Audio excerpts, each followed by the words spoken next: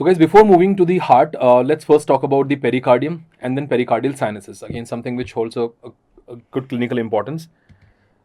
When we talk about pericardium, the covering of the heart, there are two types of pericardium we have. We got a fibrous pericardium.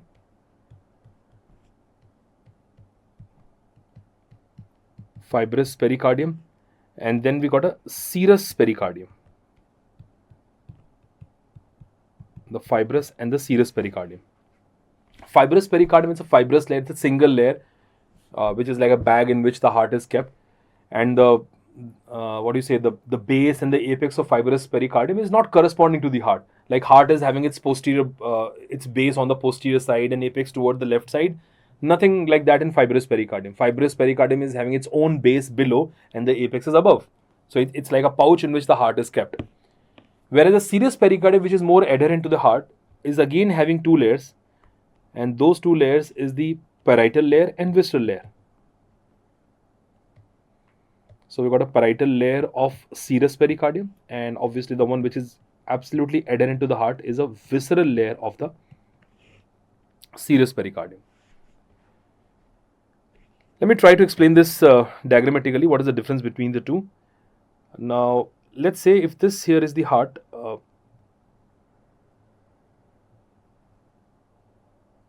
and these are the great vessels. Let's say I'm looking at the superior vena cava here, and this is diaphragm.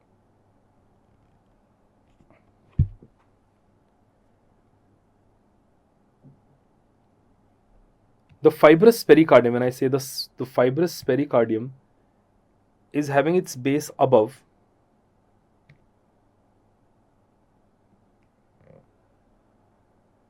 It's having its apex above, and its base is merging with the central tendon of the diaphragm. Look at that.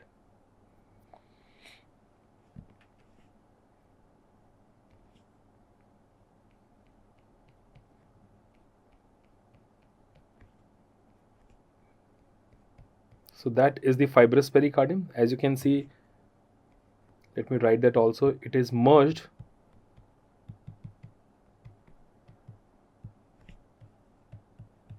with the great vessels. It is merged with the tunica adventitia of great vessels, obviously. Tunica adventitia of great vessels, and also continues with pretracheal fascia. And it also continues with the pretracheal fascia. We discussed this in the head and neck also, that in the deep cervical fascia, pretracheal fascia extends till the sternal angle, and at that point it is merging with the fibrous pericardium. So that is the apex. This is the apex part we're talking about. Apex of the fibrous pericardium. Whereas the base of fibrous pericardium, that here is the base. The base of fibrous pericardium, it is merged with the central tendon of the diaphragm. It is merged with the central tendon of the diaphragm.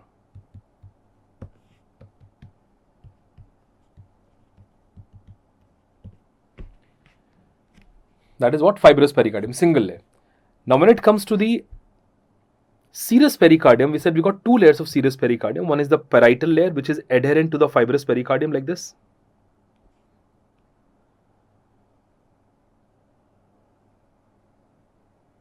And then we have a visceral layer which is adherent to the heart,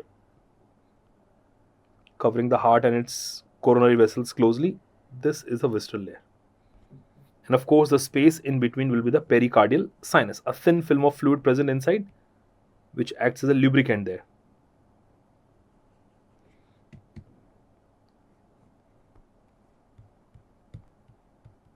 So that is a parietal layer. This one here is the visceral layer. What is to be noted, guys, this fibrous pericardium, the one which I have marked as FP, and parietal layer of serous pericardium, they both are adherent to each other. So they are more really closely related to the body wall. Visceral, obviously the word is visceral here, so it is more adherent to the heart. And again, once again, the same way you have to think about their nerve supply. The fibrous pericardium and parietal layer of visceral pericardium, let me write in short here. that fibrous pericardium, FP, fibrous pericardium plus parietal layer, I'm writing PL, fibrous pericardium and parietal layer of serous pericardium, they both are supplied by the phrenic nerve, the nerve of body wall, phrenic nerve. And obviously, they are pain sensitive. Whereas the visceral layer, which is adherent to the heart, is supplied by the autonomic nerves. And it is pain insensitive. The same kind of thing I told you in the pleura also, that when you think of an outer layer, you think of the body wall, think about the nerves and the blood supply to the body wall, and the same will supply the parietal layer.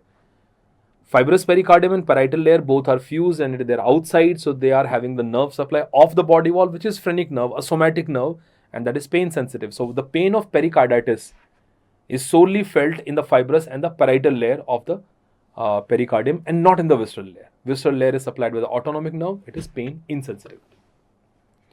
So this is just about the three layers, that fibrous, parietal layer and visceral layer of the pericardium.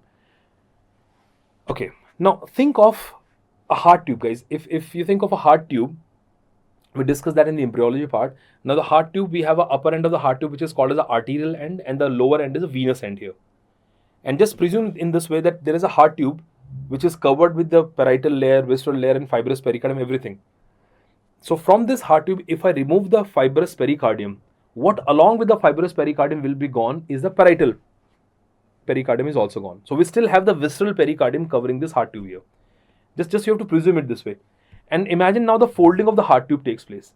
Now we know the folding of the heart tube takes place in such a way that arterial end and the venous end, they come close to each other.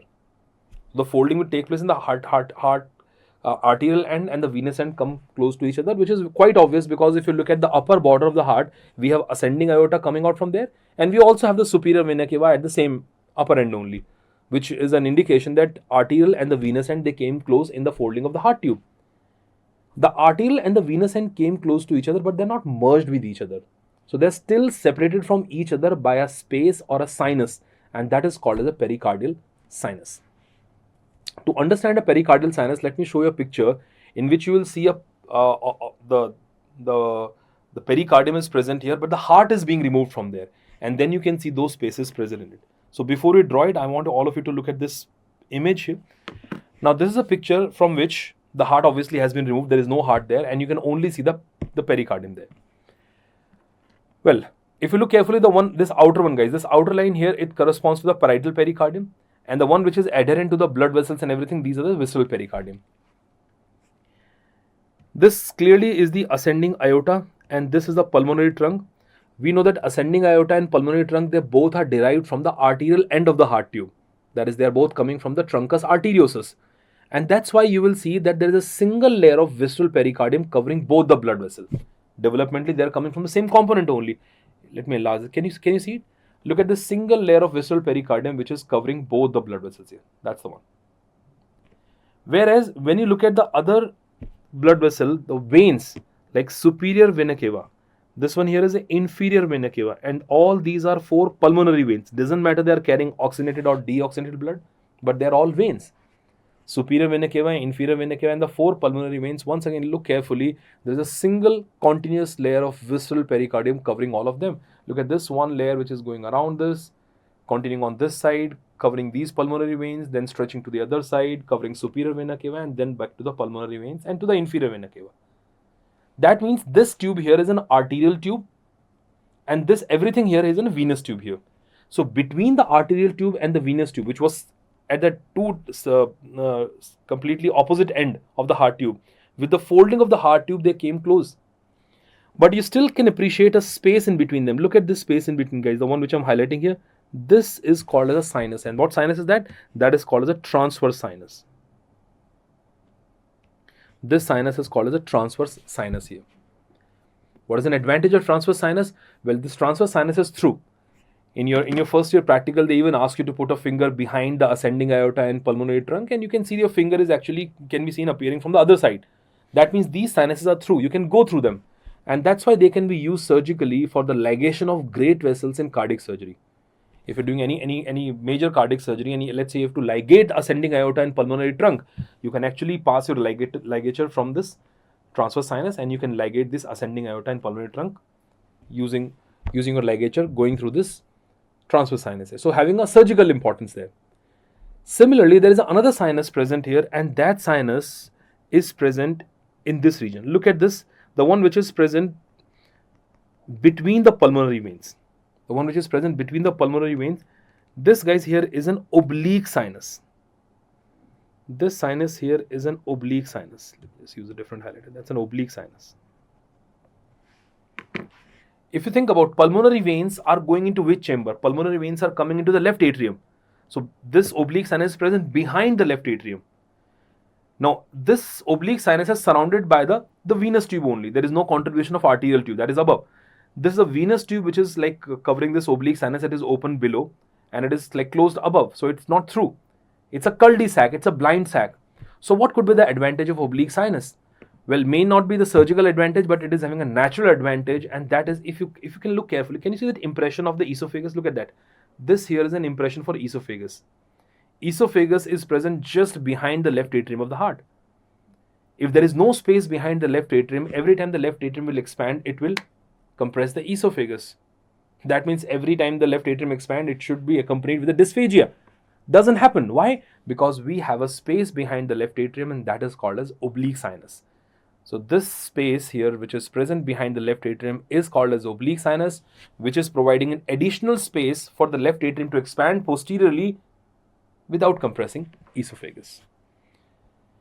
Let's try to draw this diagram in a schematic way, but more or less the same kind of diagram only. So we are again drawing this the picture in which the heart has been removed, and we are only looking at the pericardium on the posterior wall.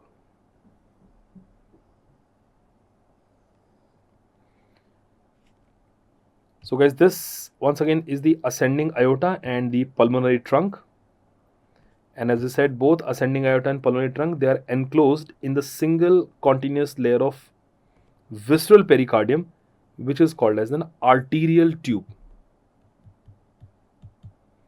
This here represents the arterial tube. This is ascending aorta, and there is this pulmonary trunk. Make sure you draw the pulmonary trunk more anteriorly compared to the ascending aorta.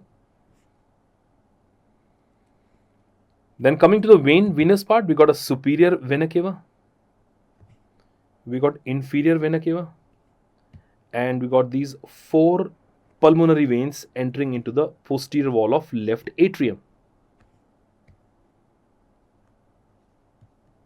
SVC, that is IVC. I'm just writing P for the pulmonary veins.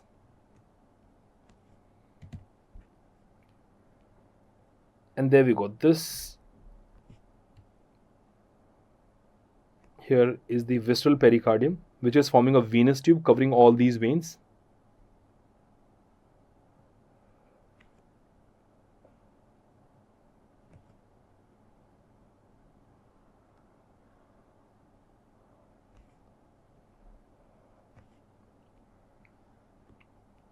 So that here is the venous tube.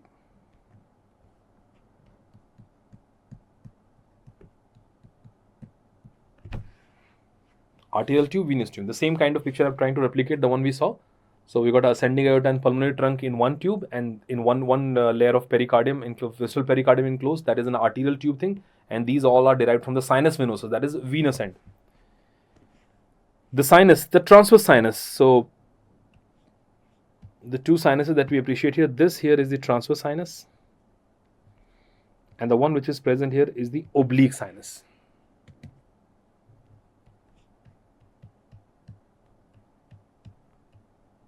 That is the transverse sinus.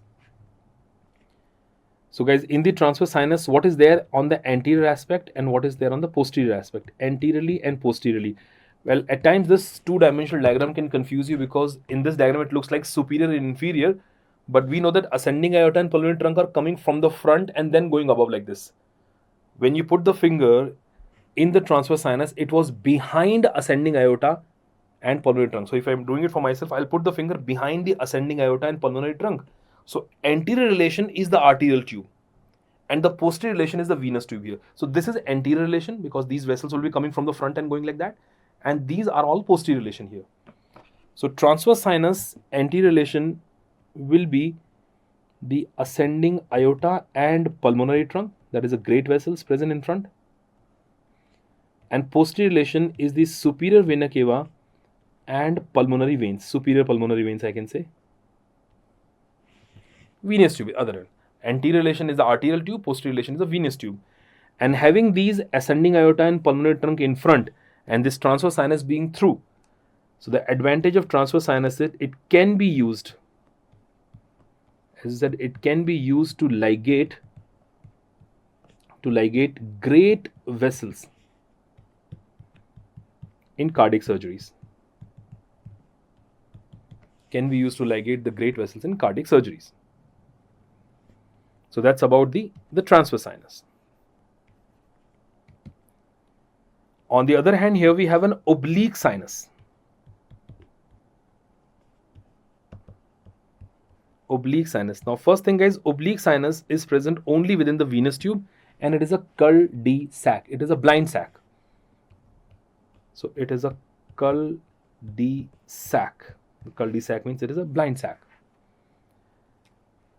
Oblique sinus is present. Where it is present? It is present behind. It is present behind left atrium. It is obviously within the venous tube only. You can see it is within the venous tube, but it is behind which chamber? That's an important thing. It is behind the left atrium, and that's why the advantage of the oblique sinus is it provides additional dead space. It gives off this additional dead space